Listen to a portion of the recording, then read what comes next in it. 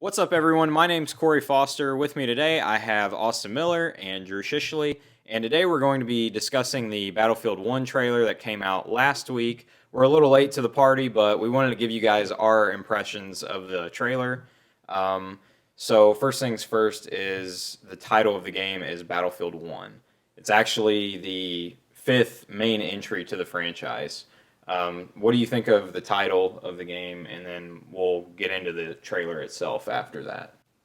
Um, First, initially hearing it, I thought kind of like it'd be like a predecessor to all the other Battlefields, like it'll be like before them. And in the trailer, it looked like it was pretty early on, Yeah. before like any of the other ones. And we should say that the Battlefield 1 is a World War One game. A lot of people thought that it would be a alternate history version of World War One.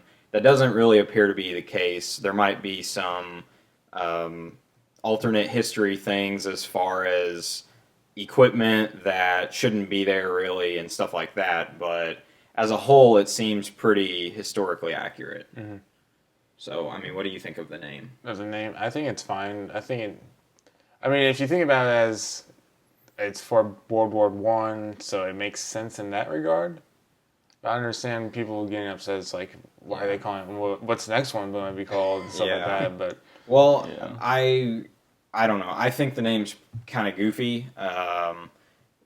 Their defense for the name was that without World War One, we wouldn't have got World War Two, Yeah. and so on and so forth with Yeah. these Right. other wars after. Which, from that standpoint, makes a lot of sense. So I guess I'll, give them a break Let 'em on that slide. one. But yeah, but so we got this trailer. It's about a minute long.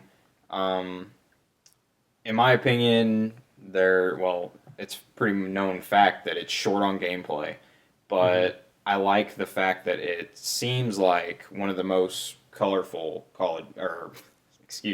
one of the most colorful battlefields to date. You excited about that Call of Duty? Yeah. So, I mean, what did you guys think of the trailer? Well, I thought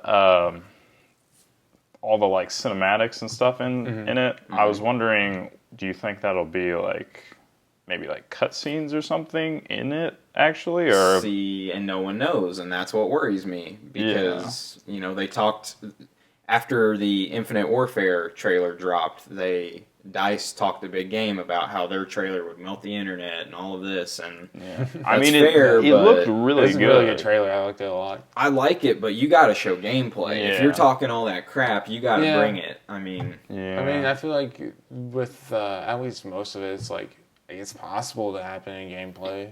because Yeah. I mean, the Yeah. Battlefield And- 4, it looks great. I Yeah. think so. I mean, I think if they like Well, keep up with those graphics, like I think a lot of that stuff will transfer over into gameplay, Yeah. but that won't be. I mean, obviously, the things that are in there they're going to be scripted and Yeah. cinematic and whatever. But And I mean, maybe like with the part where the tank rolls over the trench, maybe like some of the movements of the characters and stuff like that. Maybe you can't like do the exact same things. Yeah. But so that might be a cutscene there. But it's like it's definitely possible. You'll have a tank burn over a trench. Yeah. yeah, but I mean, to go back to your questions again, like I think that a lot of that will transfer over. Like, Yeah. for instance, we saw like horseback riding in the trailer. They're not going to show that and then not give that to you in the game. Yeah. I don't Yeah. think something like that'll some carry form, over. yeah. by the way, I'm super excited about that. That looks awesome. Yeah, it looks really cool. And now I wonder, like,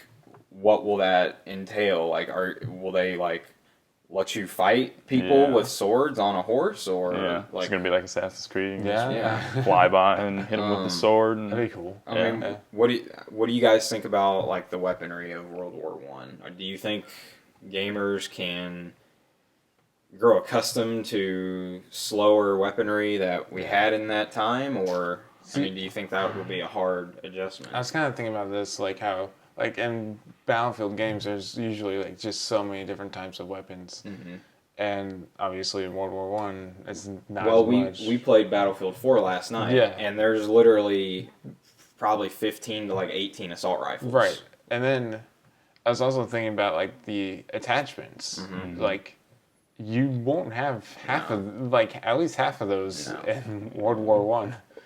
I mean, they could make exceptions for multiplayer, but then you're getting into that alternate history. Yeah, and honestly, I think they're probably gonna have to like give the gamers something like that probably won't be exactly historically accurate because they kind of need it, you know. Well, we've already brought up the other franchise, but in World at War, what they did in multiplayer was, if you had an assault rifle, you could put their version of like one of the first red dot sights on a rifle, and they had it's like a big magnifying glass. I mean, like they had bayonets and which they'll have bayonets in this, but I think they might be able to do some cool things with it, like with those like on the horsebacks, didn't they have like swords in the trailer? Yeah, like I think maybe they could do something cool with that, like as like a I mean, alternate weapon. This sounds kind of silly, but like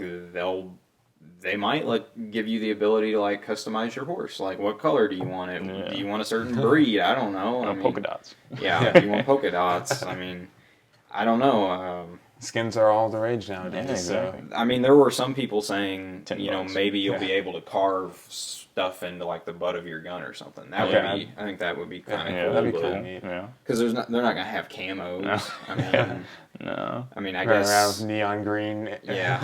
Gosh. But I mean, do you guys have any other thoughts or opinions on it? I'd like to see some gameplay. Yes. That'd be nice. I'm really excited for it. Yeah, I mean, I think it's cool. Like I know World War One might not be like the coolest thing to like play or whatever, but like I think it's cool to like have a game like that goes back to it. I And think especially nowadays. Yeah, I think if they do it right, they can do it well. I mean, I really do. I mean, to me the trailer is disappointing just because of no gameplay. But if you take that out of the equation, it was a good trailer. All of the colors that I saw out of it makes me a lot more excited for it than some of the dingy colors we got in previous Battlefields. Right. I think it looks better.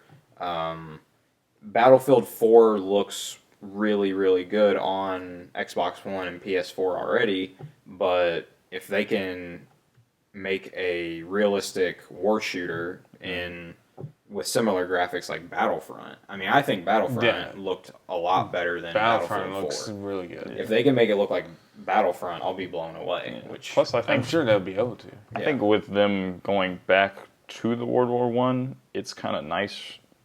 It's kind of refreshing, because all these other ones are going like super futuristic and stuff like that. Just keep going into the future further and further and further. Like it's nice to take it back a little bit. Yeah, I mean, that's what I want with Call of Duty. So, but you guys got Call of Duty? You guys got any more thoughts? No, that's all I got. No?